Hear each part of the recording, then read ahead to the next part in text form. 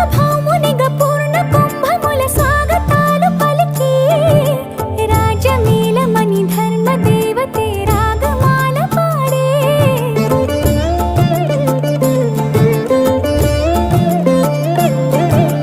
నాలుగు వేదములు తన్మయత్వమున చెలగి మారు మ్రోగే న్యాయ దేవతే శంఖమూదగా పూలవాన కురిసే రాజమకుటమే ఒసగెలే నవరత్న కాంతిని రాజనం సూర్యవంశ సింహాసనం పులకించి చేసే అభివందనం సామ్రాజ్య లక్ష్మియే పాద స్పర్శకి పరవశించిపోయే జగన